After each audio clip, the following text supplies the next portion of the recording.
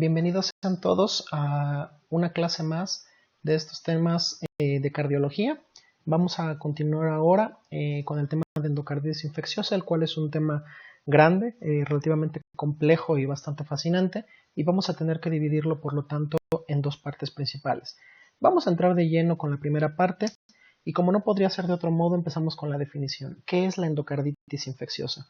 Bueno, pues es la inflamación de origen infeccioso, casi siempre de etiología bacteriana, del endocardio, generalmente valvular, y que se manifiesta por la formación de estructuras conocidas como vegetaciones. De esta definición se pueden extraer varias cosas que son de particular relevancia. La primera es esta, que casi siempre es de etiología bacteriana.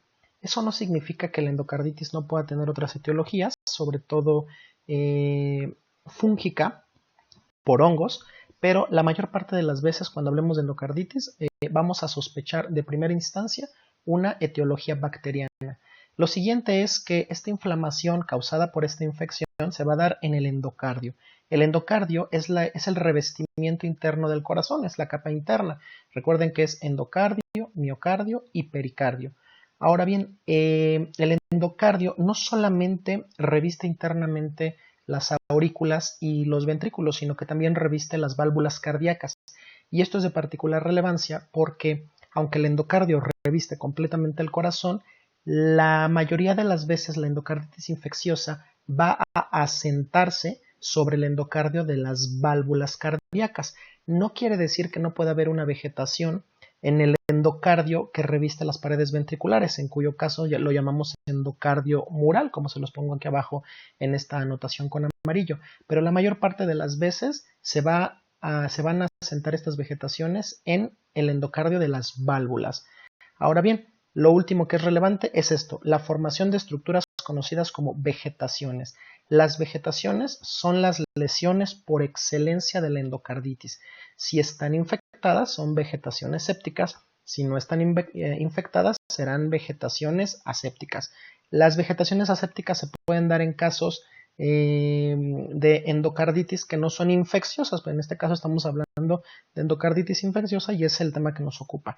Pongo particular anotación en el término endarteritis infecciosa. La endocarditis hace referencia a la inflamación del endocardio, mientras que el término endarteritis se reserva para la inflamación equivalente o análoga, pero del endotelio, es decir, estamos hablando ya de un vaso sanguíneo, por ejemplo, del tronco de la arteria pulmonar o de la arteria aorta, como ustedes lo quieran llamar. Si se sucede que se establece una vegetación ahí o hay una inflamación en este caso, entonces lo llamamos endarteritis. Lo pongo aquí con los signos de interrogación porque pues saldría un poco de la definición específica de lo que estamos hablando.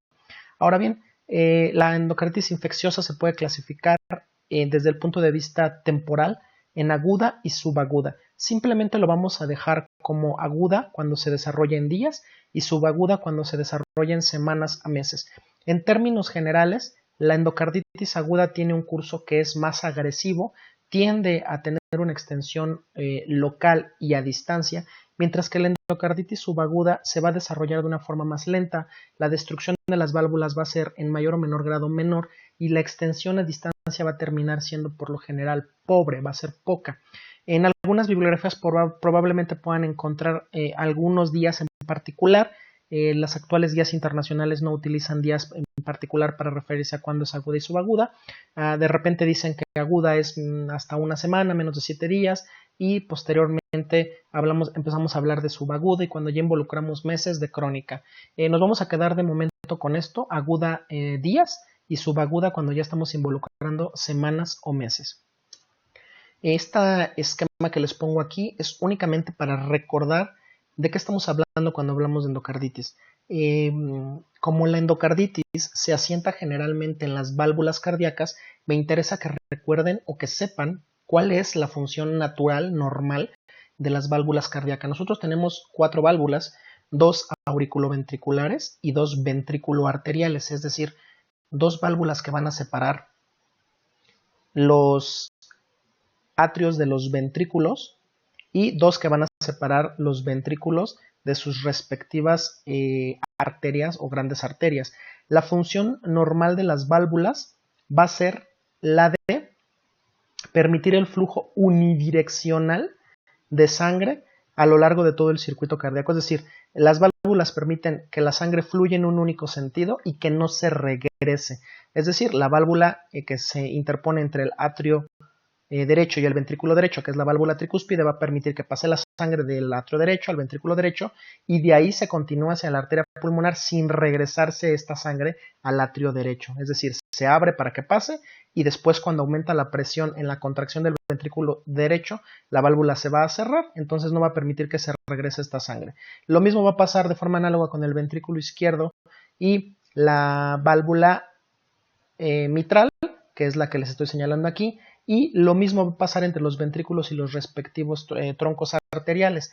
Entonces, la razón o la justificación de su existencia es precisamente esa, que el flujo vaya en un solo sentido. Las dos lesiones elementales de las válvulas cardíacas son la insuficiencia y la estenosis. Para que lo comprendamos de forma muy fácil, se define como insuficiencia cuando la válvula permite que el contenido de sangre regrese a la cavidad cardíaca anterior. Es decir, que si el ventrículo derecho se contrae y parte de la sangre no solamente va a la arteria pulmonar, sino que se regresa al atrio derecho, estamos hablando de una válvula insuficiente. Generalmente, esta insuficiencia de la válvula se debe a que no cierra adecuadamente esta válvula, pero también puede ser que haya algún mecanismo mecánico que esté evitando que la válvula cierre bien. Puede ser que la válvula esté alterada morfológicamente, que esté retraída o que tenga un obstáculo. En cualquier caso, esta insuficiencia va a tomar el nombre de la válvula de la que estamos hablando. Es decir, si la insuficiencia es de esta válvula que está aquí entre el aurícula derecha y el ventrículo derecho, que es la tricúspide, se va a llamar insuficiencia tricuspidia. Y el segundo tipo de lesión fundamental es la estenosis. La estenosis es cuando está interrumpido o dificultado el paso natural de la sangre de una cavidad hacia la otra. Es decir, si hay una estenosis mitral, por ejemplo, significa que la sangre pasa dificultosamente del atrio izquierdo o aurícula izquierda hacia el ventrículo izquierdo, ya sea porque la válvula esté calcificada, por ejemplo, o porque tenga alguna obstrucción mecánica que evite que pase adecuadamente esa sangre. Es decir, si lo pusiéramos muy general, la insuficiencia significa que la válvula no cierra bien y por lo tanto se regresa la sangre, y la estenosis que no abre bien, es decir, no deja que pase originalmente la sangre hacia donde debe fluir. Lo mismo aplica para las válvulas semilunares o también llamadas semilunares, que son las ventriculoarteriales, la válvula pulmonar y la válvula aórtica. Entonces, bueno, esto es de gran relevancia porque las lesiones, como ya dijimos, de la endocarditis infecciosa normalmente asientan en las válvulas cardíacas. Estas vegetaciones, que son las lesiones elementales, asientan en la válvula, en las válvulas, y por lo tanto van a ocasionar o pueden ocasionar alguno de estos dos mecanismos de lesión principales, o incluso lesiones más importantes por destrucción literal de todas estas estructuras que nosotros vemos, ya sea del anillo de la válvula, de las cuerdas tendinosas o del músculo adyacente. Entonces, bueno, es bastante relevante entender que la endocarditis infecciosa puede ser muy destructiva. Ahora bien, como ya habíamos visto en el tema de cardiopatía isquémica, yo les preparo esta clase tratando de meter información que viene en las bibliografías que normalmente ustedes leen, como por ejemplo su libro de medicina interna de Harrison, el libro de cardiología de Bramwell, pero también introduzco bastantes recomendaciones que vienen en las guías europeas, que al momento son las que me parecen a mí más didácticas para fines de aprendizaje. Cuando las guías internacionales mencionan indicaciones para dar un tratamiento, para realizar un diagnóstico o cualquier acción desde el punto de vista clínico, nos las presentan con clases de recomendación y niveles de evidencia. Significa que para determinada decisión me van a decir en qué evidencia científica está basada esa decisión, la medicina basada en evidencias, recuerden ustedes. De tal manera que existe clase 1, clase 2 y clase 3. La clase 1 es que la evidencia apoya que un determinado diagnóstico o tratamiento es beneficioso, útil y efectivo, y por lo tanto está indicado, está recomendado y todos deberíamos de hacerlo. La clase 2 es cuando la evidencia es conflictiva. Hay clase 2A y clase 2B. La clase 2A es cuando el peso de la evidencia está a favor de la utilidad o la de eficacia, y la clase 2B es cuando esta utilidad o eficacia está menos establecida.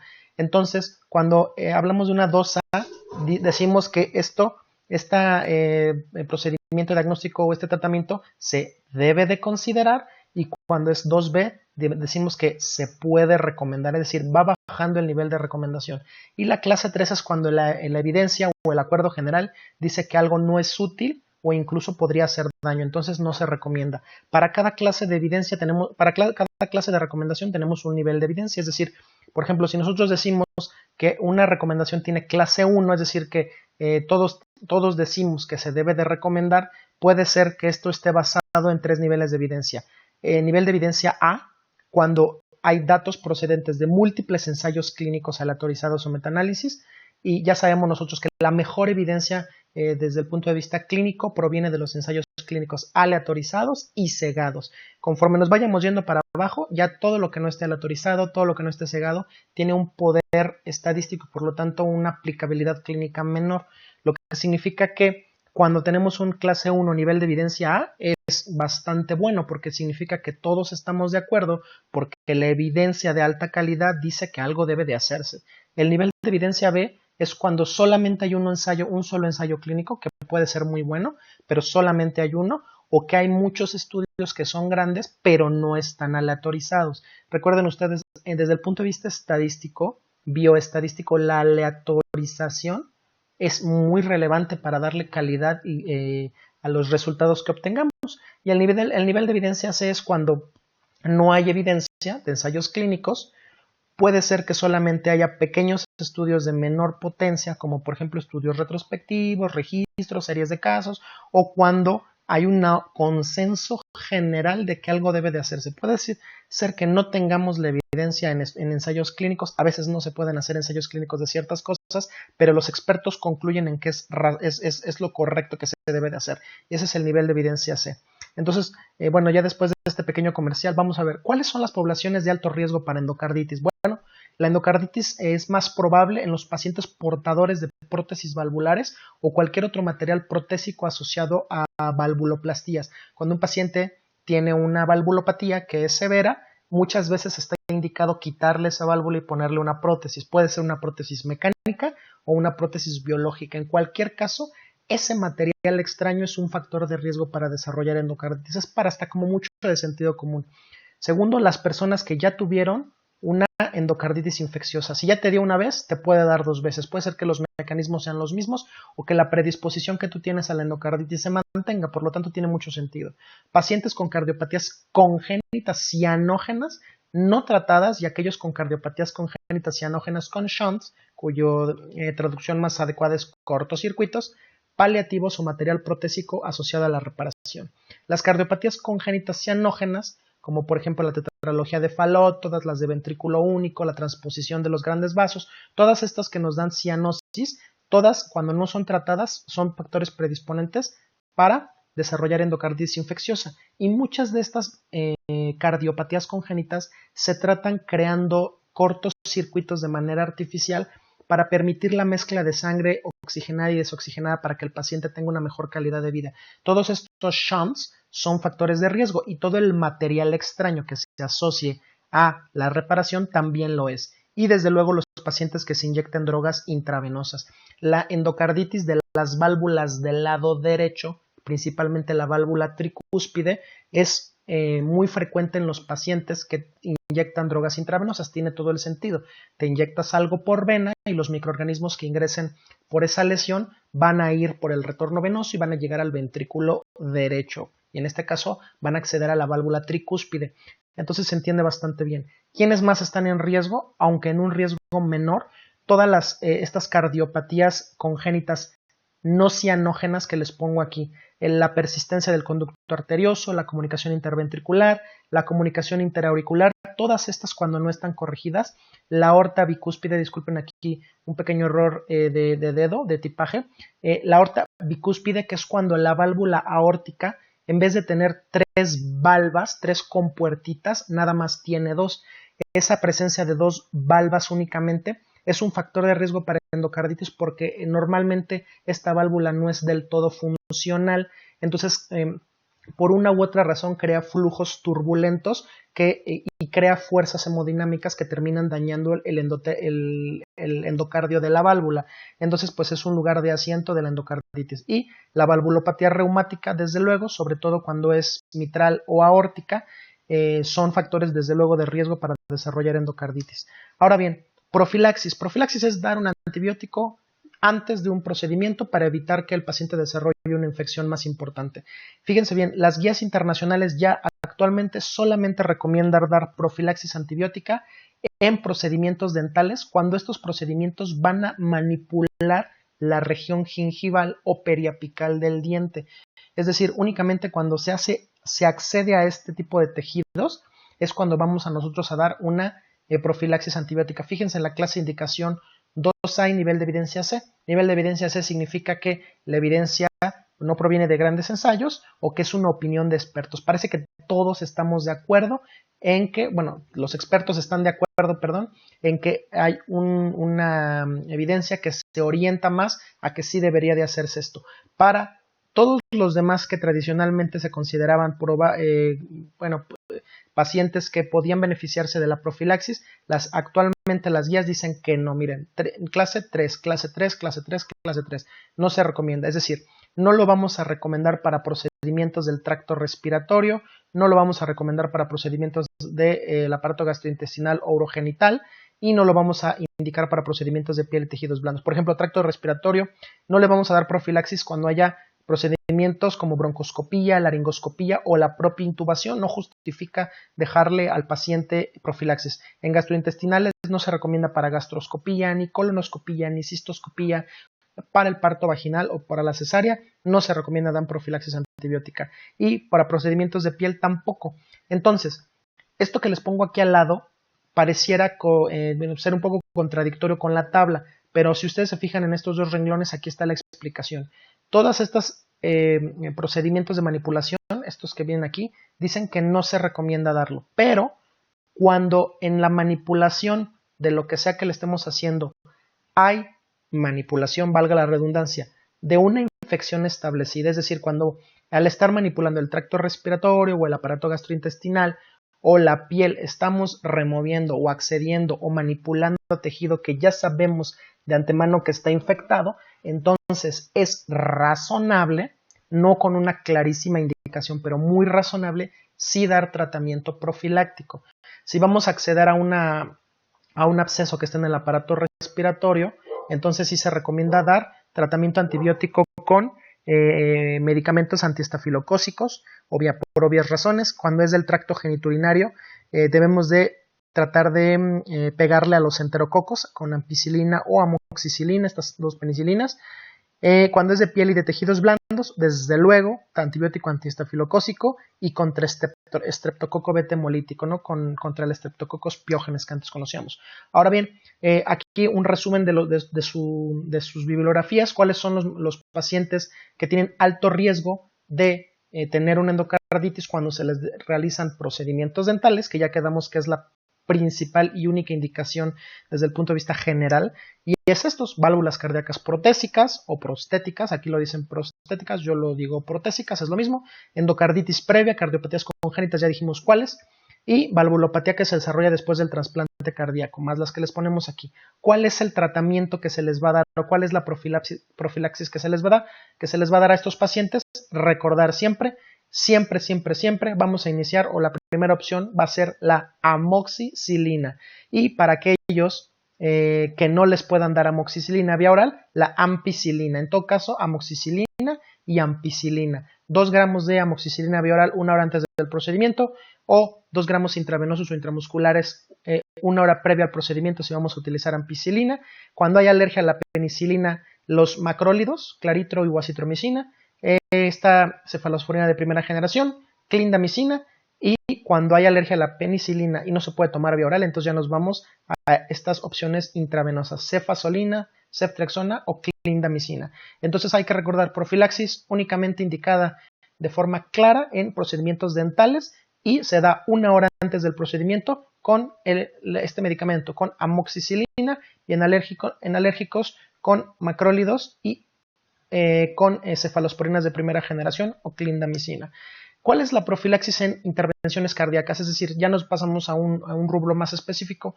cualquier paciente que vaya a ser sometido, por ejemplo, a la implantación de una válvula cardíaca por cateterismo, actualmente ya se puede poner una válvula protésica a través de intervencionismo, a través de un cateterismo en la válvula aórtica y también en la pulmonar, pero bueno, la más establecida actualmente es la aórtica.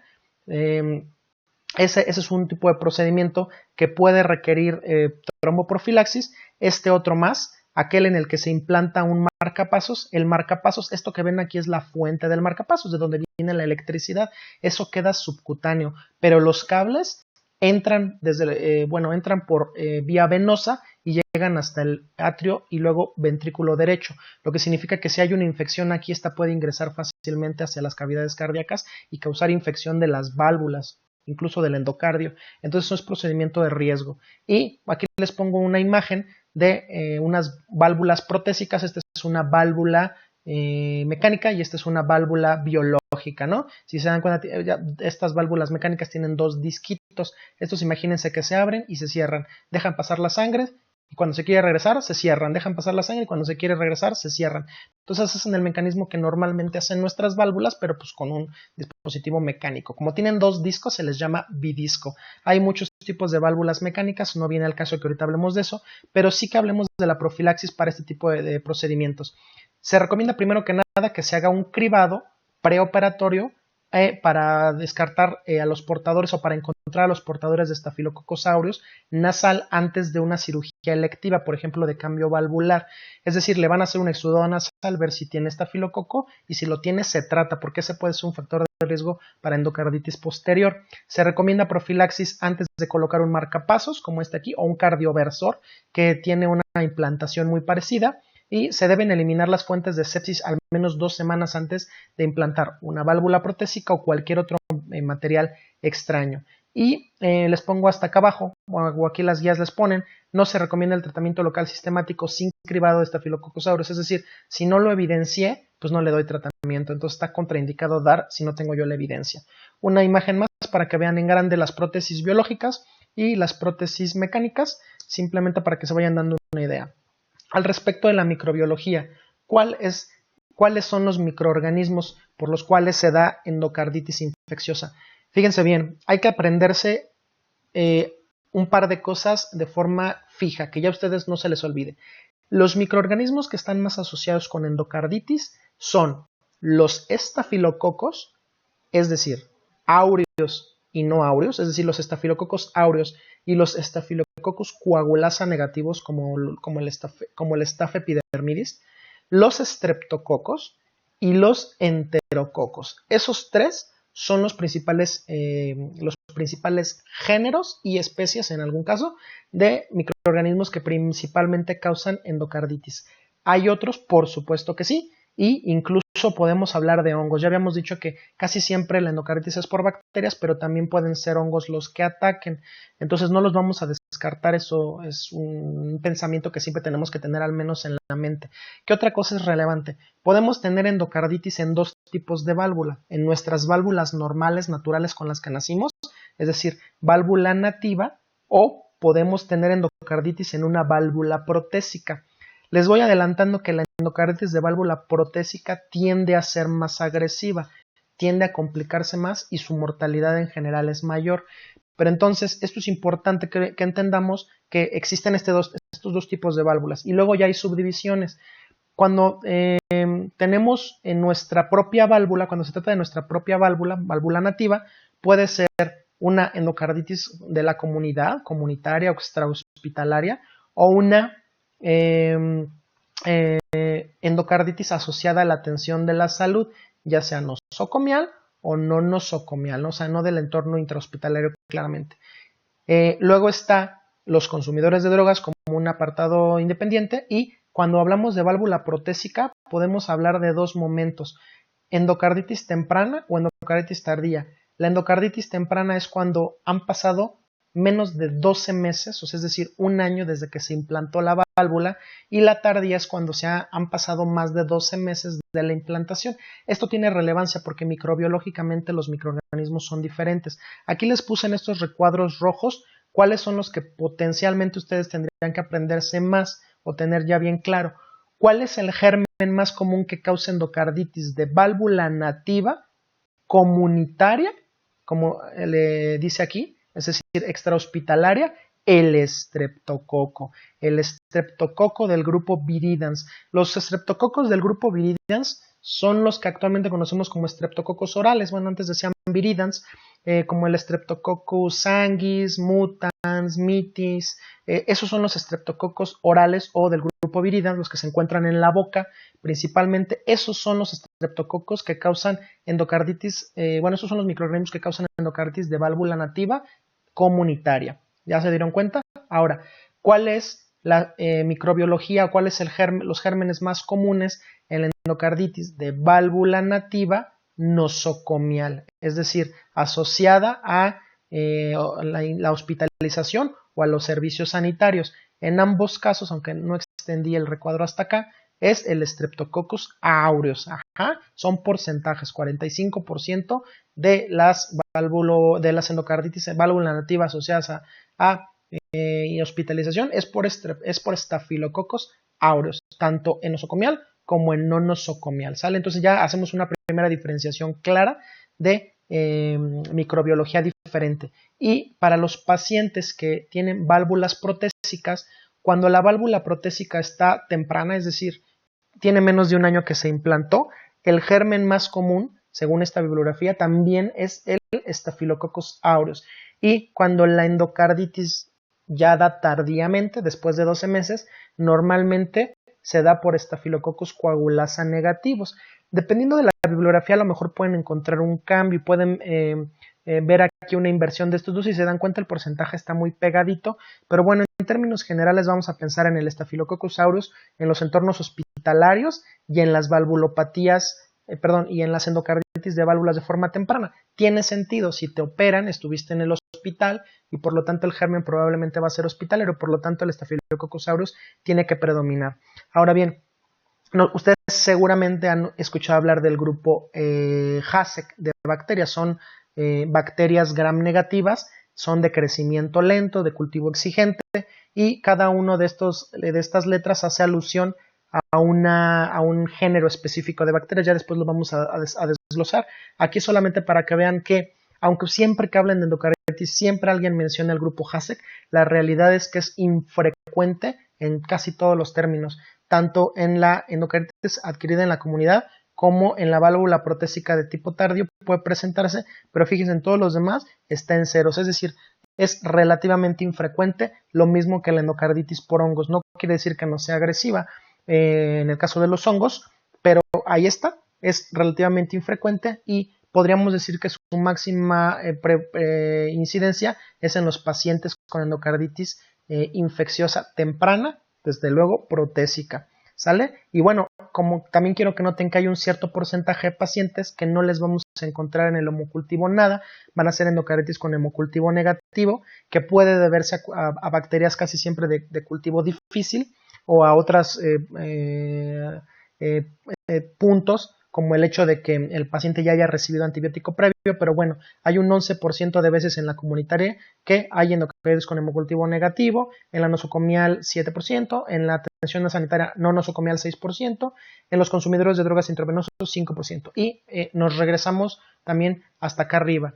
Los consumidores de droga por vía intravenosa tienen por primera etiología, otra vez, el Staphylococcus aureus. ¿Cuál es el principal microorganismo que causa endocarditis en los que se drogan por vía intravenosa? Staphylococcus aureus, ¿sale? Entonces, bueno, ya aprendimos bastante sobre la microbiología de la endocarditis. Ahora tenemos que aprender también sobre la patogenia. La patogenia de la endocarditis infecciosa es muy compleja, pero podemos poner algunos puntos en particular para que la vayamos entendiendo mejor. Primero que nada hay que entender que el endocardio de forma natural es resistente a la infección y a la formación de trombos. Es decir, un endocardio que está normal, no se le pegan trombos, no se le forman coágulos y no se le pegan de forma natural bacterias. Es muy resistente. Ya sabemos nosotros que cuando hay una lesión hay mecanismos de anticoagulantes y procoagulantes que van a generar un coágulo en el lugar que se necesita y van a evitar que éste se extienda a otros lugares donde puede ser deleterio. Todo lo que sucede en el endotelio es bastante complejo en este punto de vista, pero lo más importante es que tanto el endocardio como el endotelio son resistentes de forma natural a la infección, no se les debe de pegar ni bacterias ni trombos, así nada más porque sí. Entonces surge esta pregunta que yo les pongo aquí, ¿podrá haber infección o endocarditis, infección sobre el endocardio sano? Es decir, hay reportes donde dicen que, donde se especifica o se dice que la endocarditis se dio en un endocardio sano. La realidad es que no podemos saberlo, tendremos que decir que sí se puede, pero no podemos estar 100% seguros porque pues no podemos saber si efectivamente ese endocardio estaba sano, no podemos regresar el tiempo, meternos, abrir, sacar ese endocardio y ver si efectivamente estaba sano. Hay una muy buena probabilidad de que realmente no estaba sano. A lo mejor macroscópicamente sano, pero ya microscópicamente tenía lesiones. Entonces, esto de que hay endocarditis en un endocardio sobre un endocardio sano por lo menos es debatible, pero vamos a quedarnos con el hecho de que en términos generales debe de haber una de dos cosas. El endocardio debe de estar lesionado o el endocardio debe de estar inflamado. Una de esas dos cosas debe de darse como primera instancia para que se ponga en marcha todos estos mecanismos patogénicos que a final de cuentas van a dar lugar a una vegetación. Lo primero que tenemos que entender es por qué se lesiona el endotelio. En este caso el endotelio es la forma a la que me refiero con al endocardio. ¿Por qué se lesiona estas células endoteliales? Bueno, las lesiones se pueden pueden darse a cabo por lesiones traumáticas directas, cosa que haya una lesión, por ejemplo, quirúrgica, transquirúrgica de estas células. Puede ser por alteraciones hemodinámicas, es decir, que hayan chorros de sangre que estén pegando no normalmente o de forma no natural sobre una superficie endotelial, por ejemplo en los pacientes que tienen valvulopatías como una insuficiencia mitral o una insuficiencia aórtica, donde este flujo regurgitante esté pegando directamente sobre la superficie del endocardio de la válvula o del endocardio mural de una parte de la aurícula, por ejemplo, también podemos encontrarlo en los pacientes que tienen, por ejemplo, una comunicación no natural entre dos estructuras, por ejemplo, una comunicación interventricular y que una de las cavidades tenga más presión que otra. Entonces, el choque de la sangre de que viene de una cavidad de mayor presión a una de menor presión puede causar alteraciones hemodinámicas y puede finalmente lesionar o ir lesionando paulatinamente ese endotelio. Entonces, por todas estas razones, los factores de riesgo, como por ejemplo los que les puse yo al principio de la presentación, como que el paciente tenga una cardiopatía congénita, eso es un factor de riesgo porque puede crear flujos turbulentos que dañen el endocardio. O por ejemplo los pacientes que tienen valvulopatías reumáticas. La propia valvulopatía reumática daña las superficies endocárdicas, entonces ya está habiendo un daño intrínseco en el endotelio o puede deberse a la propia inflamación que exista en él.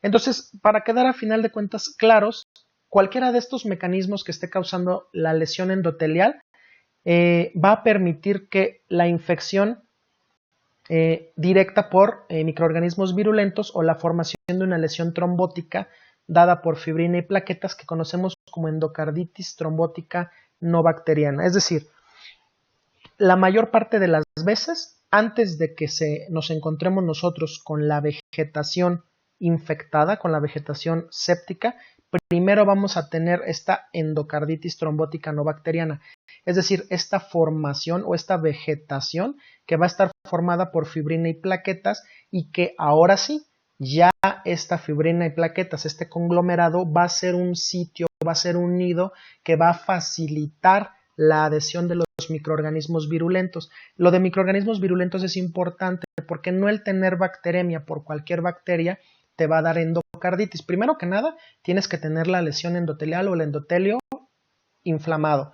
Y lo segundo, tienes que tener bacteremia, tienes que tener bacterias en la sangre y que estas bacterias sean virulentas. En específico, cuando en endocarditis nos referimos a virulencia, nos referimos a que estas bacterias en particular tengan proteínas de adhesión, ya sea a las moléculas que se exponen con el endotelio dañado o a las proteínas que se exponen en las membranas de las células endoteliales cuando está inflamado, ya sea cuando está lesionado o cuando está inflamado.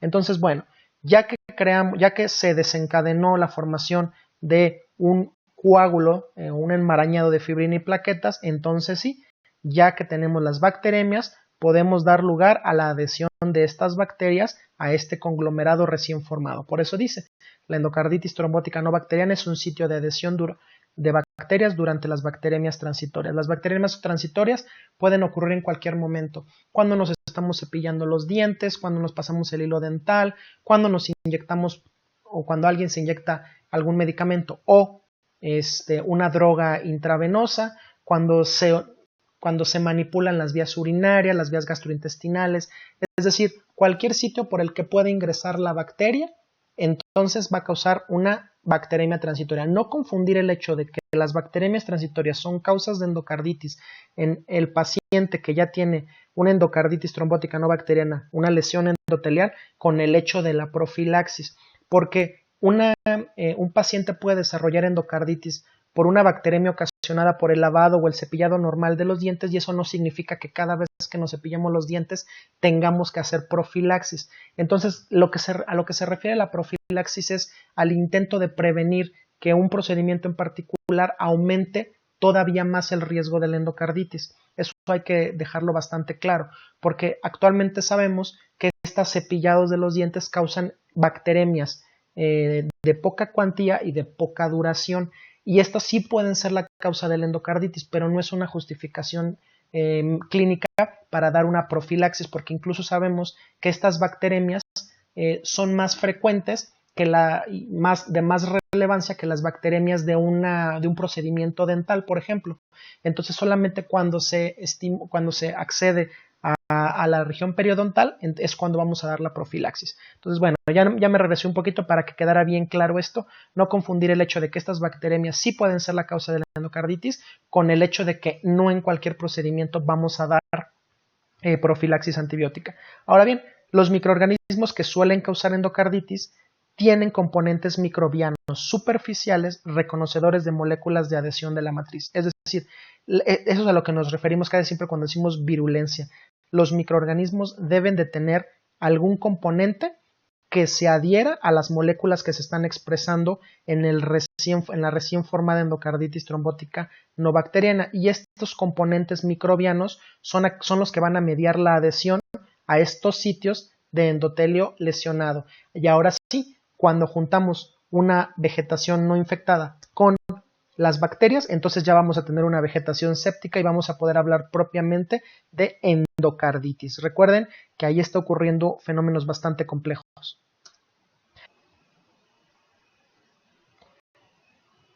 Ahora bien, esta adhesión se va a llevar a cabo por varias proteínas que van a estar presentes principalmente en las bacterias gram positivas. Ya dijimos que las bacterias gram positivas van a ser las principales bacterias que van a tener estos factores de virulencia que van a determinar la capacidad para poderse adherir a las lesiones endoteliales.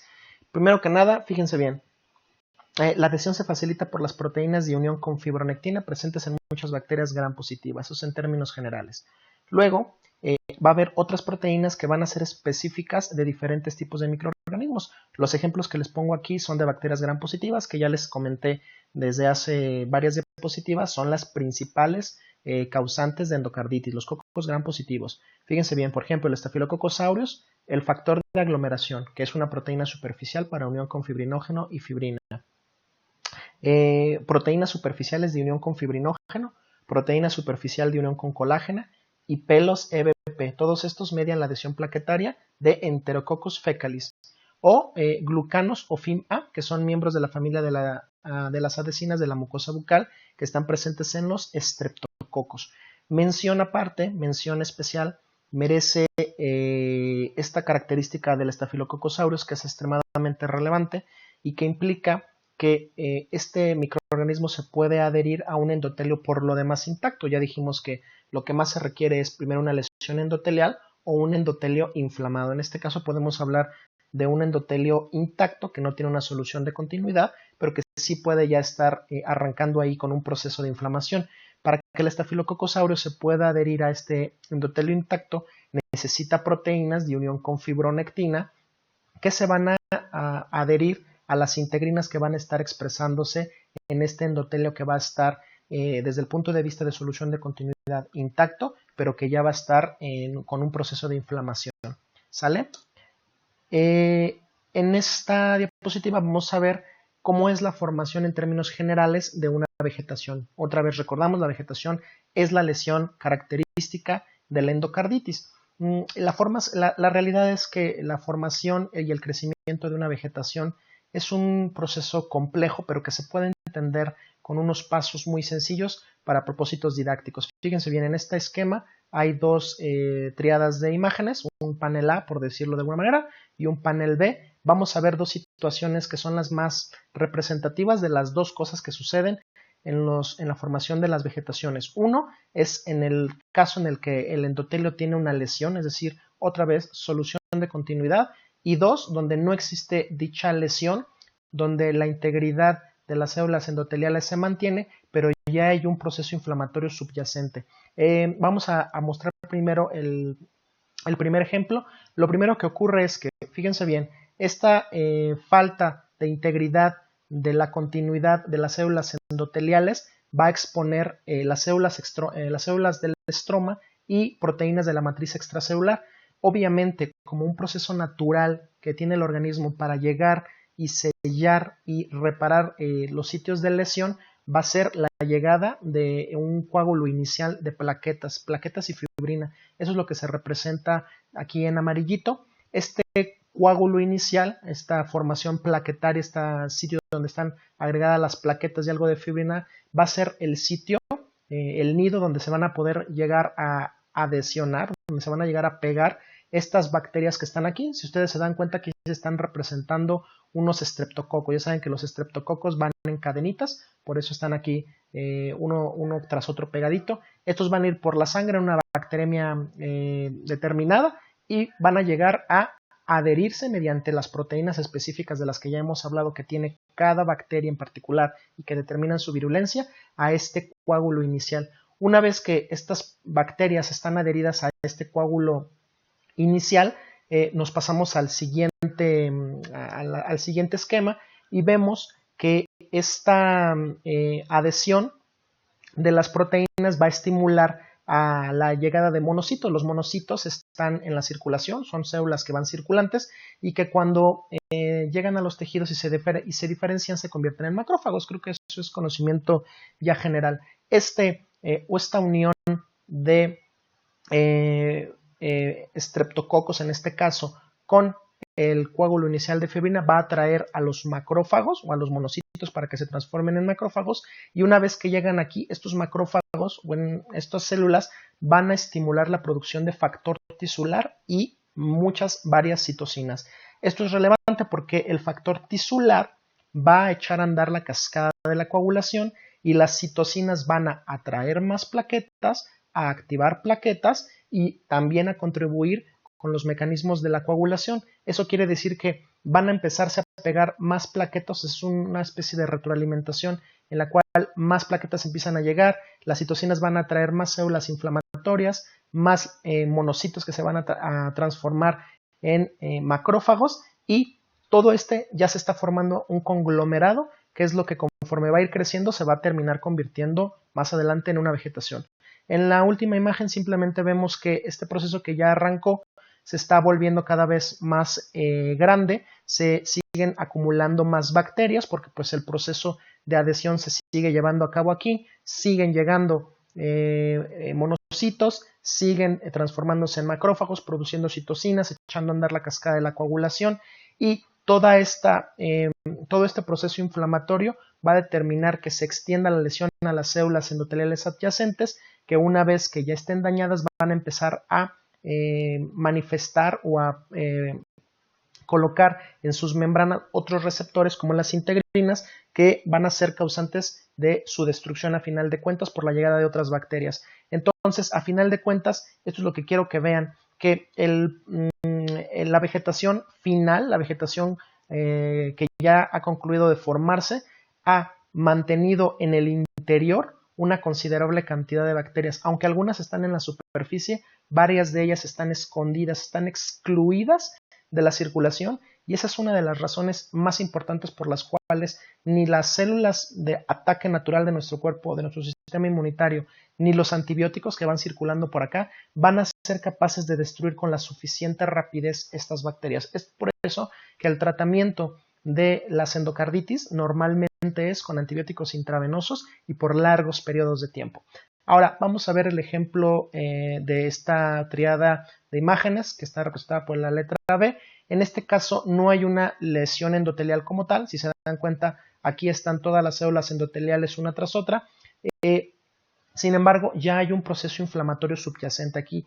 Ya se alcanzan a distinguir algunas células, algunos monocitos, algunas células inflamatorias que cuando estas células endoteliales están expuestas a este proceso inflamatorio, en este caso en particular, van a expresar otra vez estas integrinas. ¿Por qué es importante esto de las integrinas?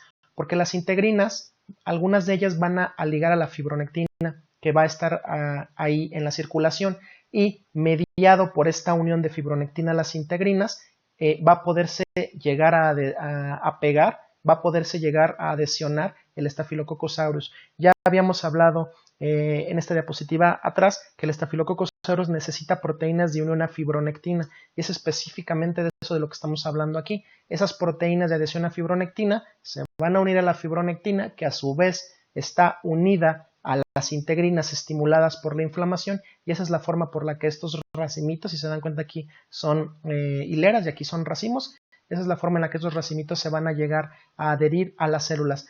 Los estafilococos son células que se pueden internalizar, son intracelulares. Entonces aquí en el panel B se dan cuenta ustedes cómo estas bacterias ya están entrando a las células, se están volviendo de color verde, lo que está representando que están enfermándose. Eventualmente los estafilococos pueden inducir la producción de sustancias que terminen por lisar la célula, así que mientras que inicialmente no había destrucción celular, no había una solución de continuidad, al final de cuentas sí la va a terminar habiendo.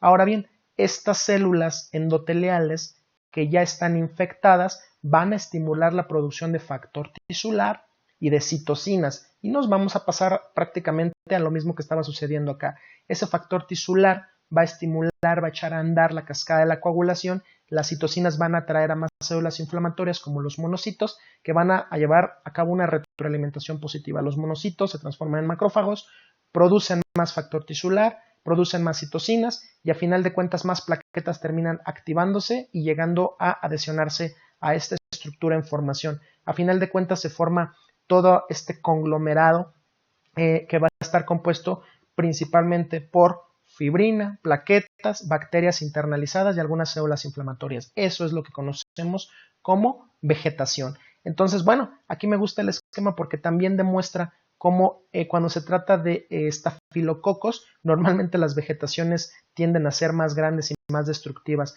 A lo mejor eso es una de las cosas que también son positivas de esta representación, que ya nos está avisando que los estafilococos tienden a tener una invasión local más agresiva, tienden a crear vegetaciones más grandes y como son más grandes también tienden a desprenderse más y a formar fenómenos embólicos. ¿De acuerdo? Entonces, ahora vamos viendo realmente, estas son imágenes de endocarditis. Si ustedes se acuerdan cuando les hablé de enfermedad arterial coronaria, si es que ya vieron esa presentación, les puse un esquema donde podían ver un corte longitudinal de la aorta a nivel de la raíz, y yo les mostraba les decía que estas cazuelitas que se ven aquí representan cada una de ellas o están dadas cada una de ellas por una valva de la válvula aórtica, ¿sale? Las valvas de la válvula aórtica se corresponden con un seno de Valsalva, y el senos de Valsalva derecho e izquierdo tienen los ostium coronarios. Miren, aquí estamos viendo un ostium coronario, probablemente el ostium coronario izquierdo, y bueno, estas son las valvas de la válvula aórtica. Ahora, eso es importante para que ustedes entiendan cómo la anatomía en un caso de endocarditis está completamente distorsionada. Si ustedes se dan cuenta, ya ni siquiera se alcanza a distinguir, obviamente no es el mismo paciente, pero ya ni siquiera se alcanza a distinguir una valva de otra. Aquí ya la destrucción, las vegetaciones destruyeron completamente, desintegraron la arquitectura normal y están formando pues conglomerados aquí que ya no van a permitir desde luego la función normal de esta válvula. Es muy fácil de entender que esta válvula pues ya no estaba funcionando, pero para nada, ni cerraba, ni abría, ni hacía nada de lo que tenía que hacer. Aquí hay una destrucción bastante importante de la integridad de la válvula. Nada más es cosa de comparar esta con esta para darse cuenta de la importante destrucción que puede llegar a causar una endocarditis.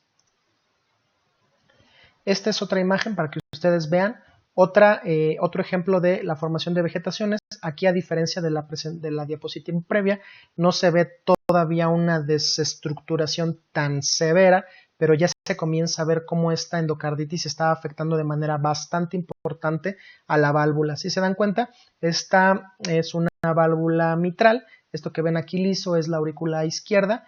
Esto que ven acá abajo es el ventrículo, bueno, lo que estaría aquí abajo es el ventrículo, este es un poco de la pared del ventrículo izquierdo, y miren aquí cómo las vegetaciones empiezan a adherir y a crecer. Fíjense ustedes cómo empiezan a crecer hacia los lados, se proyectan hacia adelante, se ven como unas formaciones verrugosas.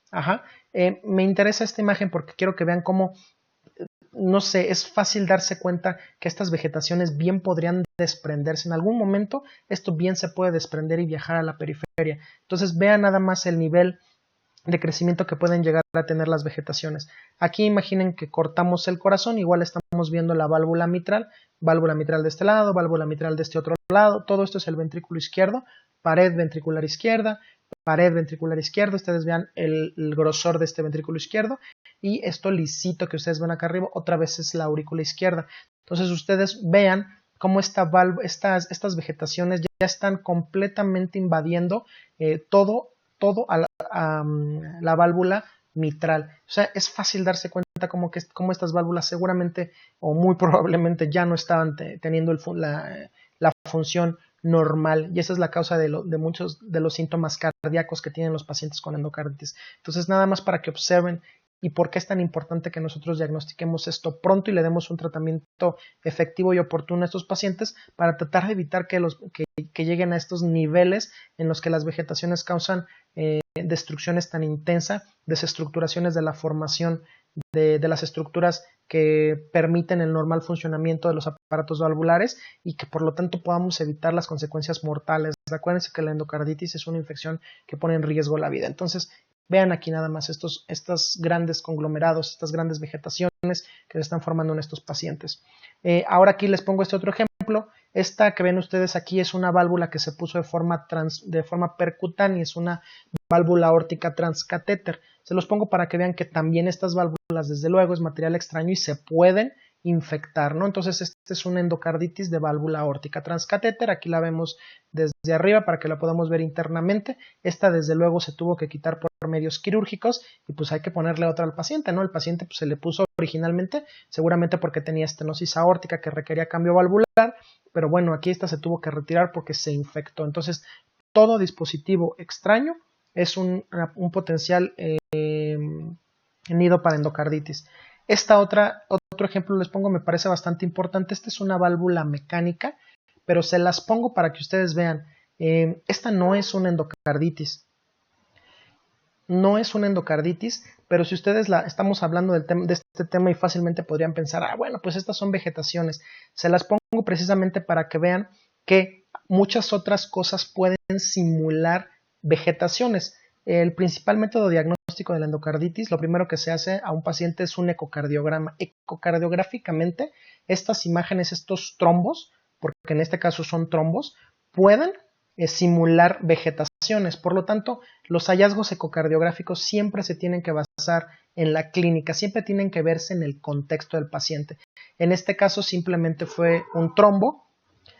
Hay que recordar que los pacientes que tienen prótesis mecánicas tienen que anticoagularse de por vida, no tienen que anticoagularse por el resto de vida propio de la válvula, porque es material extraño que es trombogénico y que por lo tanto tiene que anticoagularse. Aquí es un paciente que probablemente no estaba bien anticoagulado, se formó un coágulo, la válvula disfuncionó y tuvieron que operarlo y quitársela. Finalmente, esto también podría infectarse, pues ya dijimos que los trombos son sitios en los que pueden llegar fácilmente las bacterias, pero bueno, no todo lo que parezca vegetación es vegetación, y eso aplica también desde el punto de vista ecocardiográfico y de otras modalidades de imagen, ¿no? Estas se las pongo para que vean que otras cosas pueden parecer endocarditis. Y bueno, este esquema va a ejemplificar de manera bastante adecuada la fisiopatología de la endocarditis. Me gusta porque va a llegar todo a la formación de una vegetación. La vegetación séptica es lo que va a definir ya la endocarditis. Entonces, recuerden que se requieren dos cosas. Uno, la lesión endotelial, con las excepciones que ya dijimos, que puede darse por factores hemodinámicos o traumáticos, o sea, que tenga un traumatismo directo ese endotelio, o que los factores hemodinámicos como las fuerzas de cizallamiento, los chorros de sangre, los flujos turbulentos generen una lesión endotelial. La lesión endotelial va a dar lugar a depósitos de fibrina y estos depósitos de fibrina eventualmente van a formar la endocarditis trombótica no bacteriana. Acuérdense, la vegetación no infectada. ¿Qué le hace falta a esta para formar una vegetación séptica? Una bacteremia. ¿De dónde puede venir? Cualquier maniobra, cualquier sitio de ingreso de la bacteria es válido. Maniobras que producen traumatismos en piel o en otras mucosas, como por ejemplo los drogadictos o cualquier otro foco séptico. Una infección urinaria, un absceso en el pulmón, una infección en piel, lo que ustedes gusten y manden, que haga que las bacterias lleguen al torrente sanguíneo. Bacterias que tengan virulencia adecuada más una lesión endotelial, todo en conjunto va a formar, una vez que se adhieren y colonizan estas bacterias, a la vegetación séptica. Las vegetaciones sépticas van a destruir localmente la válvula y van a dar lugar a las manifestaciones cardíacas. Si la válvula no funciona, pues va a estar dando síntomas cardíacos, por supuesto. Y estas mismas vegetaciones, si se desprenden, pueden viajar a distancia y causar embolias, si es del lado derecho pulmonares, si es del lado izquierdo sistémicas, y formar los aneurismas infecciosos. Aquí también esto se los puse para que ustedes conozcan el término. Los aneurismas infecciosos que se dan secundarios a embolias pulmonares, a embolias sépticas, de endocarditis, se les llamaba antes aneurismas micóticos.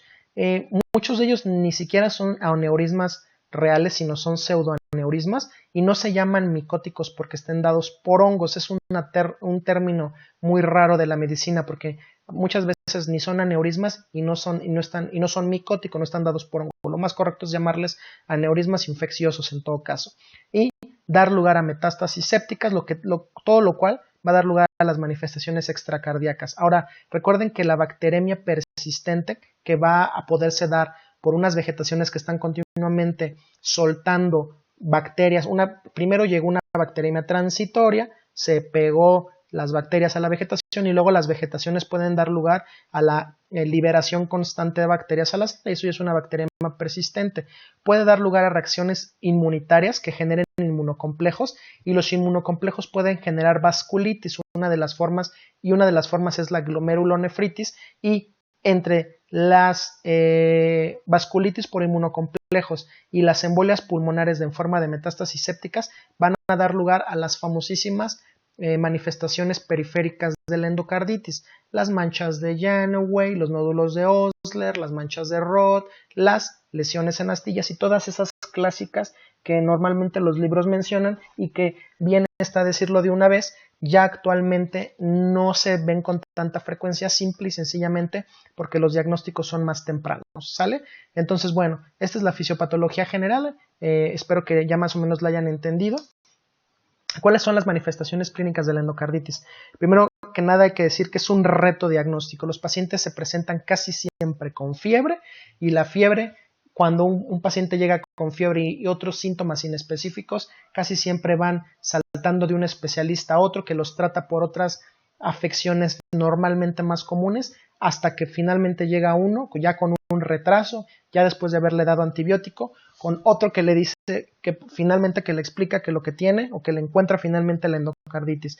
Entonces, por eso es muy importante la historia clínica considerando que es extremadamente variable. Entonces, esta historia clínica va a depender del microorganismo causal, de la presencia o ausencia de una cardiopatía preexistente, la presencia o ausencia de válvulas protésicas es un factor de riesgo muy importante. Recuerden, un paciente con prótesis valvular que tiene fiebre de origen no claro, siempre hay que descartar endocarditis. La presencia de dispositivos cardíacos como los marcapasos, los desfibriladores, etcétera, o desde luego la forma de presentación. Fíjense bien, un clínico debe de sospechar endocarditis en una gran variedad de situaciones clínicas diferentes, por eso que la endocarditis es un reto diagnóstico. Ahora bien, la endocarditis puede ser aguda, ya les había comentado que la aguda casi siempre es de progresión rápida, o puede ser subaguda o crónica, que va a tener fiebre menos alta, puede tener febrícula, un montón de síntomas inespecíficos, y estos son los pacientes que más despistan a los médicos. Fíjense ustedes cuáles son las manifestaciones clínicas y de laboratorio de la endocarditis. Esto lo pueden simplemente ustedes leer, no pasa nada. ¿Qué es relevante de la diapositiva? Que 9 de cada 10 enfermos de endocarditis va a tener fiebre, es decir, los pacientes con endocarditis casi que sí o sí tienen fiebre, ¿sale? Y otras manifestaciones asociadas, escalofríos y transpiración, anorexia, mialgias, artralgias, dolor de espalda, y de ahí nos saltamos nuevamente a otro dato relevante, a otra característica clínica relevante, que es el soplo cardíaco.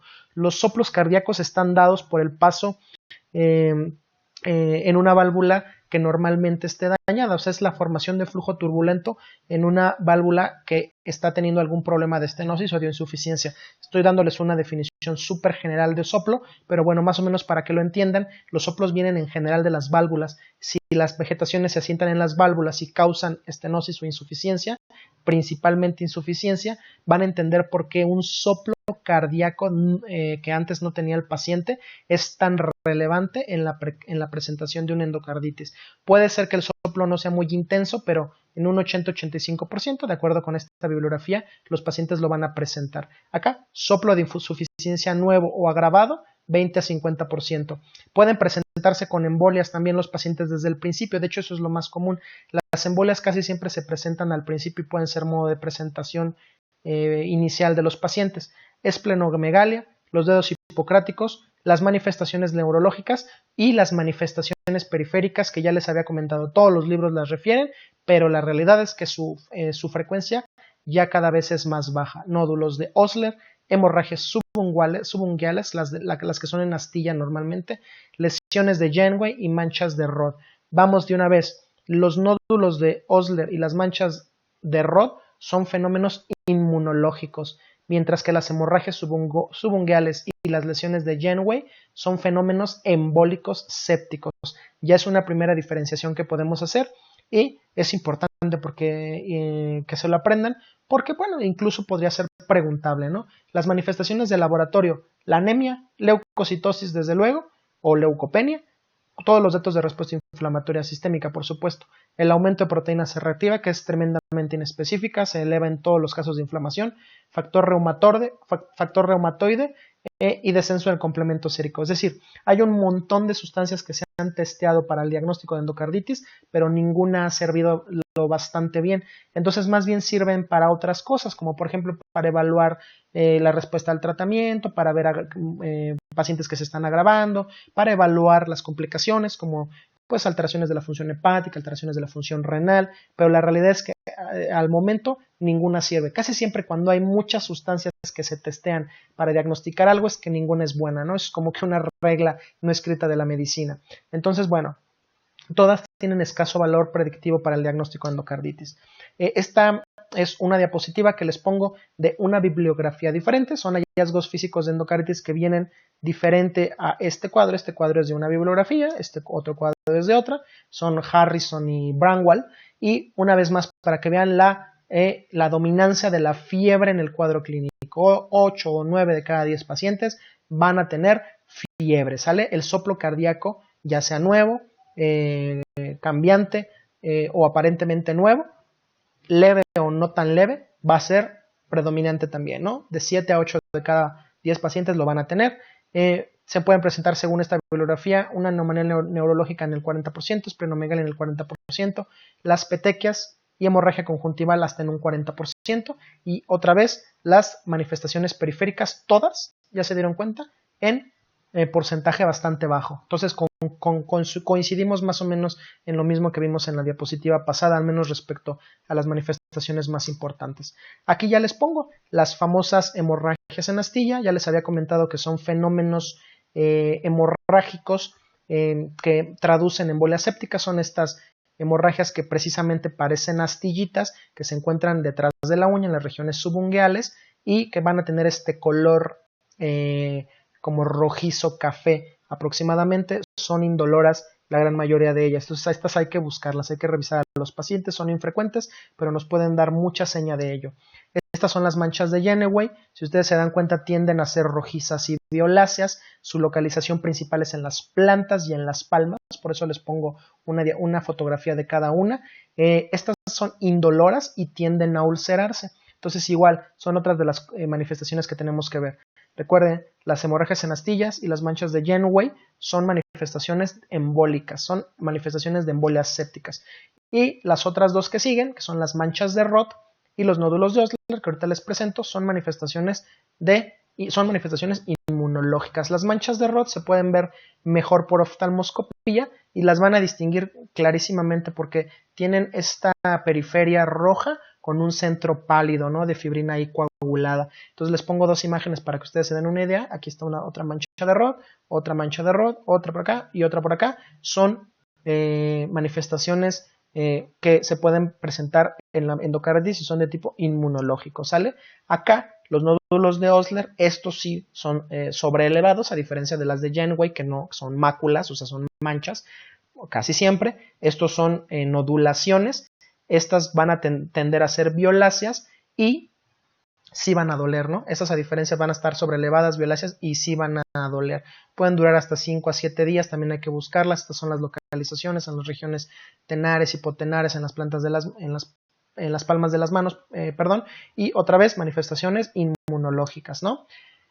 ¿Cuáles son las técnicas de imagen que vamos a utilizar para el diagnóstico de endocarditis? Todas las que quieran, todas estas. Ya saben, siempre que hablamos de cardiología, metemos a la tomografía, metemos a la resonancia, metemos a la imagen por cardiología nuclear, pero siempre tiene un lugar predilecto el ecocardiograma. El ecocardiograma es fácil, es no invasivo, se puede utilizar a la cabecera del enfermo y es comparativamente con los otros menos costoso. Por eso es que cada vez va tomando más y más auge esta técnica de imagen. ¿Cuál ecocardiograma? Tanto el transtorácico como el transesofágico. Ya hay que adelantar que el transesofágico tiene mayor sensibilidad y especificidad que el transtorácico, pero la aproximación casi siempre va a ser primero transtorácica. La otra, la tomografía multicorte, resonancia magnética y la imagen por cardiología nuclear, como ya les había dicho. Sobre la ecocardiografía, ¿qué hay que decir? Primero que nada, que es la técnica de elección para el diagnóstico. Clínica, sospecha, ecocardiograma. Tiene un papel primordial en el tratamiento y el seguimiento. Vamos a ver si las vegetaciones van desapareciendo, se van haciendo más pequeñas, más grandes.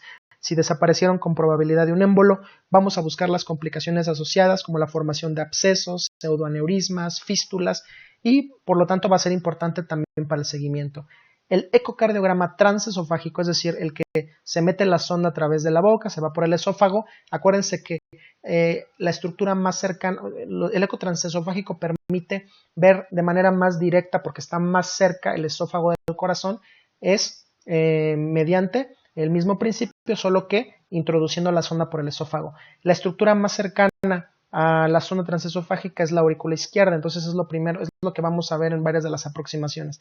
Bueno, pues este eco transesofágico debe realizarse cuando el ecocardiograma transtorácico es negativo, pero seguimos sospechando altamente que el paciente tiene endocarditis.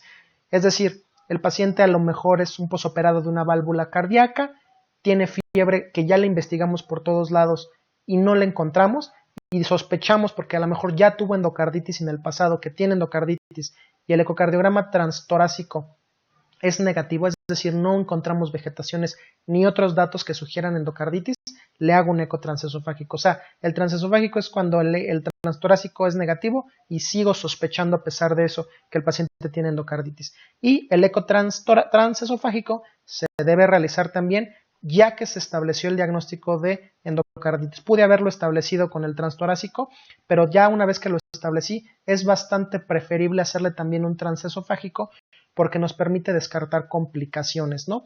La presencia de estas que ya les había comentado, principalmente la formación de abscesos, se ven mejor en el transesofágico. ¿Cuándo más hay que hacer un ecocardiograma? Cuando haya demostrada Bacteriemia por Staphylococcus aureus. Podríamos considerarla una indicación de mayor o menor relevancia, pero el simple hecho de que un paciente tenga bacteriemia por Staph aureus demostrada, por alguna razón en particular que yo le haya hecho hemocultivos al paciente, nos insta a que le hagamos un ecocardiograma para descartar que no está formando vegetaciones. ¿Cuáles son los 3 hallazgos principales que hay que buscar en la ecocardiografía? Estos 3. Las vegetaciones, ya sabemos, lesión elemental de la endocarditis, abscesos o pseudoaneurismas y nueva dehiscencia de una prótesis valvular, cuando el paciente tiene prótesis valvular. Aquí están las definiciones tanto anatómicas como ecocardiográficas de los términos que estamos utilizando. ¿Qué es una vegetación desde el punto de vista de la cirugía o la necropsia? Masa infectada, adherida a una estructura endocárdica o material intracardíaco implantado. Ya sabemos de dónde vienen las vegetaciones. Ecocardiográficamente, ¿qué voy a definir como vegetación? Una masa intracardíaca oscilante o no oscilante, si es oscilante tiene más riesgo de desprenderse, en una válvula u otras estructuras endocárdicas o material intracardíaco implantado. Con ecocardiografía yo no puedo decir que es una vegetación, tengo que utilizar lo que estoy viendo en el contexto clínico adecuado, ¿de acuerdo? Solamente ya cuando el paciente yo le quito esa vegetación y la evalúo histológicamente podré decir si se trataba efectivamente de una masa de fibrina con bacterias y de hacer el diagnóstico definitivo de endocarditis, pero ecocardiográficamente esto es lo que tengo que buscar, que es un absceso, una cavidad perivalvular con necrosis y material purulento que no se comunica con la luz cardiovascular, ¿no? Tiene su pared. Y ecocardiográficamente, área perivalvular no homogénea y engrosada de aspecto ecodenso o luminoso, ¿sale? ¿Qué es un pseudoaneurisma? Una cavidad perivalvular que se comunica con la luz cardiovascular, y ecocardiográficamente un espacio perivalvular pulsátil y libre de eco con detección por Doppler color. Aquí ustedes ya pueden leer las demás, principalmente la perforación y la fístula, que ya sabemos que una fístula es la comunicación entre dos cavidades adyacentes que no deberían de estar comunicadas, que es lo que se va a definir como fístula, perforación, aneurisma y dehiscencia, en general por la cirugía o la necropsia, ya que le quitamos, ya que abrimos y vimos, o ecocardiográficamente. Esto es importante cuando nosotros estemos haciendo la ecocardiografía, pero aquí nada más se los pongo para que vean cómo el ecocardiografista, el cardiólogo que se especializa en esto, se basa, en qué se basa para decir si lo que está viendo es una cosa u otra. ¿Sale? Estas son parte de las recomendaciones que dan las guías europeas respecto al uso de la ecocardiografía en la endocarditis infecciosa. Todas son relevantes, pero les subrayo principalmente estas dos. Fíjense, se recomienda el ecocardiograma transtorácico como prueba de imagen de primera línea si hay sospecha de endocarditis infecciosa. Prueba de imagen de primera línea cuando se sospecha de endocarditis infecciosa, ecocardiograma transtorácico. ¿Sale? ¿Cuándo vamos a usar el transesofágico? Todo paciente con sospecha clínica y el transtorácico es negativo o no diagnóstico, pero yo lo sigo sospechando. Le voy a hacer transesofágico cuando el paciente se sospeche que tiene una endocarditis y la válvula es protésica. Acuérdense que las protésicas, como ya les había adelantado, tienden a ser infecciones más agresivas, entonces es recomendable hacerle un transesofágico desde a estos pacientes. Ahora bien, si yo ya le hice un eco transtorácico o un eco transesofágico y este me salió negativo o los dos salieron negativos y mi sospecha sigue siendo alta, yo tendría que hacerle un examen 5 a 7 días después para ver qué es lo que ha pasado, ¿no? Si ya se formaron las vegetaciones o si sigue sin haber vegetaciones o qué es lo que está sucediendo ahí. Y lo que les había comentado en la diapositiva anterior, se debe considerar, fíjense, la indicación es se debe considerar, ¿no? 2A. La ecocardiografía en la bacteriemia por Staphylococcus aureus sería razonable, ¿no? Es lo que yo les había puesto acá. Cuando haya demostrada bacteriemia por Staphylococcus aureus, aquí ya se los pongo en forma de indicación, es una indicación 2A-B. Y de este lado, para el seguimiento de los pacientes, se recomienda repetir el eco transtorácico transesofágico Cuando se sospecha una complicación nueva de una endocarditis infecciosa. Cuando sospecho de una complicación nueva, cuando haya un soplo nuevo, una embolia, fiebre persistente, insuficiencia cardíaca, absceso, bloqueo auriculoventricular. Ya vamos a ampliar un poco de eso más adelante, pero bueno, podemos hablar un poquito de eso.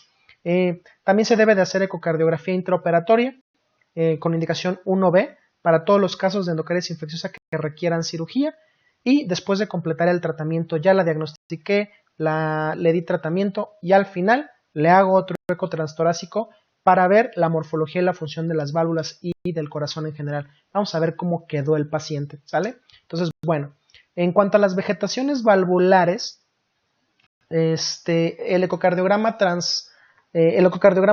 transtorácico y transesofágico tienen diferentes sensibilidades y especificidades.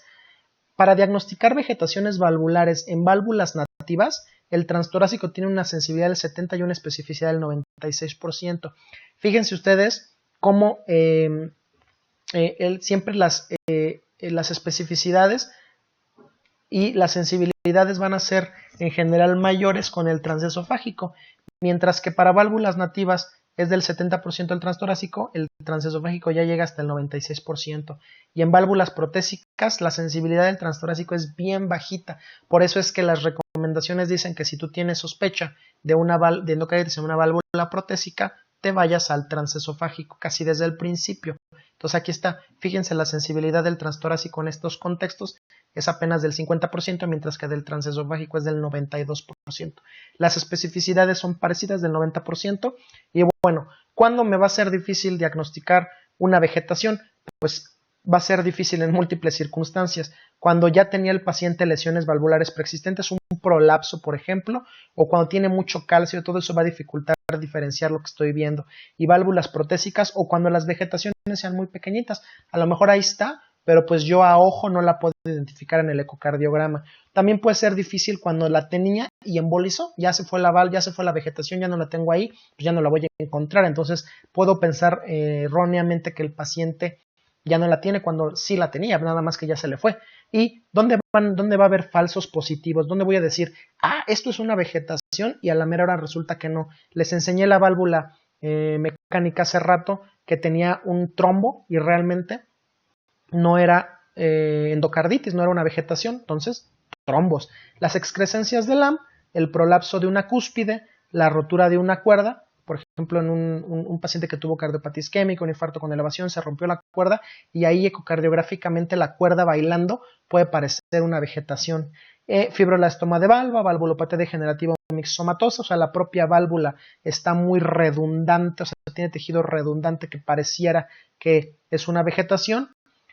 Las lesiones de lupus sistémico, de lupus eritematoso sistémico, llamada de lesiones de Lippmann-Sachs o endocarditis de Lippmann-Sachs, que no son infecciosas, y en los pacientes que tienen síndrome antifosfolípido y que pueden tener, ya les había comentado, vegetaciones sí, pero no infectadas, ¿no? Entonces, todas estas son un montón de posibles falsos positivos de endocarditis infecciosa. Creo que es vegetación y resulta que no es vegetación. Entonces, siempre hay que valorar los hallazgos en el contexto adecuado del paciente, ¿no?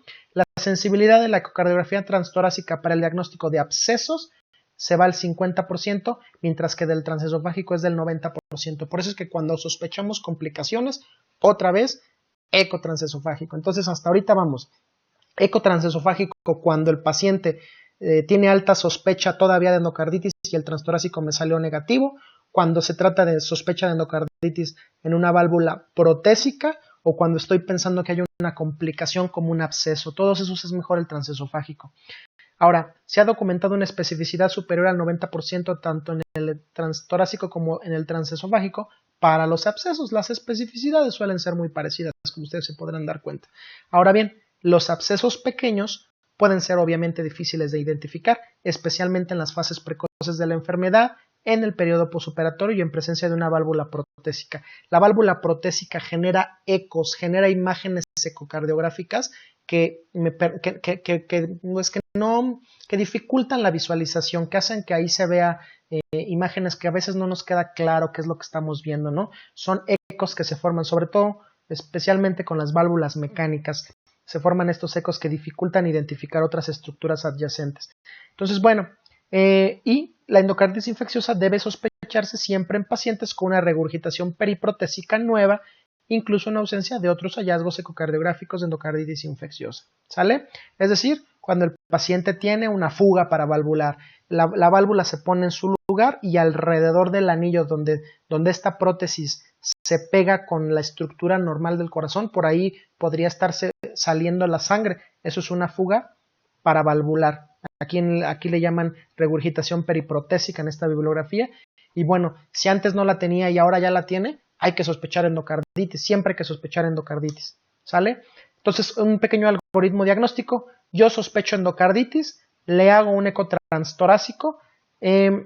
Si el paciente tiene una válvula protésica o un dispositivo intracardíaco, ya de una vez me paso al transesofágico. Si el transtorácico no es diagnóstico y mi sospecha es alta, si ya diagnostiqué con el transtorácico que sí tiene endocarditis o que sí tiene lesiones compatibles con endocarditis, todas esas son justificaciones para, a final de cuentas, irme al eco transesofágico. Entonces, tanto si es positiva como si es negativa, pero yo sigo creyendo, nos vamos al transesofágico. Y cuando la transtorácica es negativa y sospecho altamente que es endocarditis, otra vez al transesofágico. Si el transtorácico es negativo y mi sospecha clínica es baja, pues ya no necesito hacerle un transesofágico. Esa sería una de las justificaciones para ahí quedarnos con el transtorácico.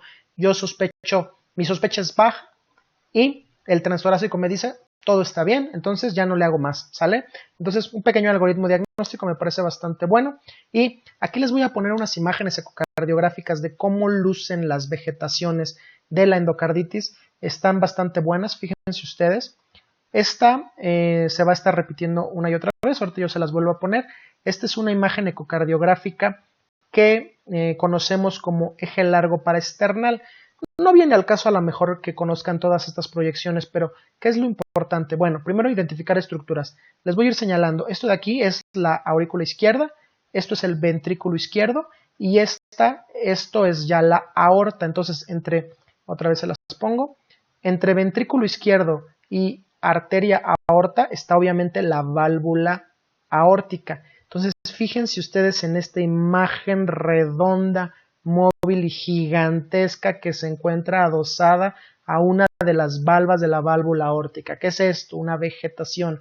Fíjense ustedes, ni siquiera necesitan ser expertos en esta técnica de imagen para darse cuenta que esta imagen aquí, que están viendo, no es normal. Desde luego que no es normal esta imagen, este masacote móvil que está ahí. Se entiende perfectamente que podría causarle insuficiencia o estenosis a este paciente. Normalmente causan insuficiencia, ¿sale? Entonces no van, esta imagen en diástole, fíjense ustedes, protruye hacia el ventrículo izquierdo. Esta vegetación está en la cara aórtica de la válvula aórtica, o sea, está hacia acá, pero en la diástole se mete al ventrículo y entonces eso significa que deja un agujero abierto. Entonces en diástole seguramente está causando insuficiencia. Ese hoyo que está dejando está permitiendo que toda la sangre se regrese al ventrículo izquierdo. Entonces muy probablemente está causando insuficiencia aórtica y muy probablemente severa, ¿no? Entonces mira nada más la magnitud de esta bola que vemos ahí. Es una vegetación. Y en esta otra imagen, esperemos que se aclare un poquito. Esto es una ventana diferente. Esto es una aproximación que se llama apical 4 cámaras. Está bonita porque vemos, imagínense, es un corazoncito pero al revés. La sonda de ecocardiografía está hacia acá y lo que está más cerca pues son los ventrículos. Este es el ventrículo izquierdo, la ponemos otra vez, este es el ventrículo derecho, aurícula derecha, aurícula izquierda y obviamente estas son las válvulas. Esta es la válvula tricúspide y esta es la válvula mitral. Vean ustedes cómo se abre y se cierra permitiendo el flujo unidireccional normalmente de sangre. Diástole, se abre y pasa la sangre, se abre y pasa la sangre, se abre y pasa la sangre. Y entonces vean esta bola otra vez. Una vez más nos encontramos con una bola que no debería de estar ahí. Una vegetación, en la valva, en una de las valvas de la válvula mitral. Y esta igual está viendo hacia la cara auricular y también tiende a protruir hacia el ventrículo durante la diástole, durante el llenado del ventrículo izquierdo. Entonces también probablemente está causando algún grado de insuficiencia de esta válvula, ¿no?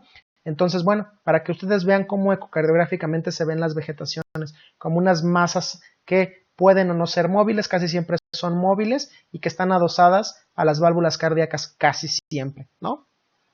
Entonces, pues bueno, qué bonitas se ven, ¿no? Estas son bonitas imágenes, me gustaron para que yo se las pudiera enseñar.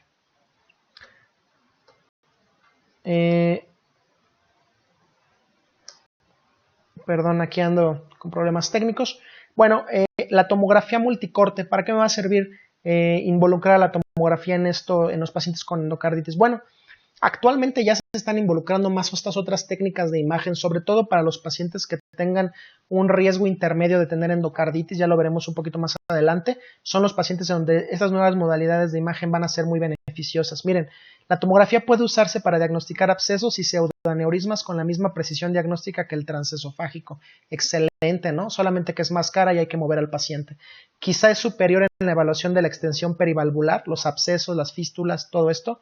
Anatomía del pseudoaneurisma y abscesos. En la endocarditis infecciosa derecha, la que se genera principalmente en la válvula tricúspide, ¿a dónde van a viajar si se desprenden los émbolos, las vegetaciones? Van a viajar hacia el pulmón, es lo que tiene adelante el pulmón. Entonces, la tomografía nos va a poder revelar datos de enfermedad pulmonar, ¿no? Los abscesos o todas estas siembras sépticas que van a tener los pacientes, la puede revelar y categorizar bastante mejor una tomografía y obviamente no tiene ninguna utilidad ahí o prácticamente ninguna utilidad el ecocardiograma. Más disponible que la resonancia magnética para el diagnóstico de lesiones cerebrales, aunque la resonancia magnética es mejor para ver los tejidos blandos cerebrales, es menos disponible, más cara y lleva más tiempo. Y alta sensibilidad y especificidad para el diagnóstico de absceso esplénico y de otras localizaciones. El absceso esplénico es relativamente común entre las complicaciones embólicas de la endocarditis infecciosa, pero bueno, en general no es tan frecuente, ¿sale? Entre las embólicas es frecuente, pero en general no lo es tanto. Estos son los lugares donde nos podemos encontrar una buena utilidad para la tomografía. La resonancia magnética es más sensible que la tomografía para el diagnóstico de lesiones cerebrales. Yo les pongo aquí costo-beneficio, porque puede que sea mejor, pero pues el paciente se va a aventar una hora en el resonador, lo voy a tener que movilizar y cuesta mucho más caro, ¿no? A lo mejor no va a agregar demasiado beneficio a mi diagnóstico.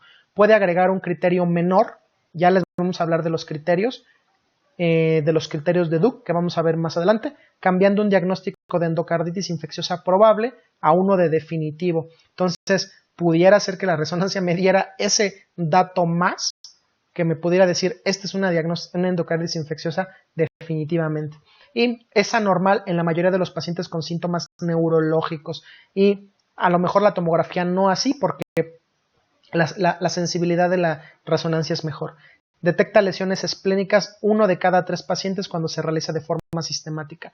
¿Cuándo va a tener mayor utilidad la resonancia para diagnosticar lesiones esplénicas? Cuando se hace sistemáticamente, es decir, no se la hago por una indicación particular, sino se la hago porque se la hago a todos los pacientes con endocarditis. En los estudios donde se ha optado por esta opción, es decir, independiente que el paciente se sospeche o no se sospeche una lesión, le hago la resonancia. En ese tipo de estudios, 1 de cada 3 tiene lesiones esplénicas. ¿Qué tipo de lesiones? A lo mejor no de gran relevancia, pero bueno, uno de los datos curiosos de la resonancia magnética. Como se darán cuenta, su uso es menos relevante que el de la tomografía y todavía menos relevante que el de la ecocardiografía. Lo que sigue es el diagnóstico microbiológico, pero bueno, esta primera parte creo que la vamos a dejar hasta aquí. Ya llevamos un buen rato con este tema. Lo demás, a partir del diagnóstico microbiológico, lo vamos a continuar viendo en la segunda parte de endocarditis infecciosa. Espero que lo que hemos visto hasta aquí les haya gustado. Muchas gracias y pues, nos vemos después.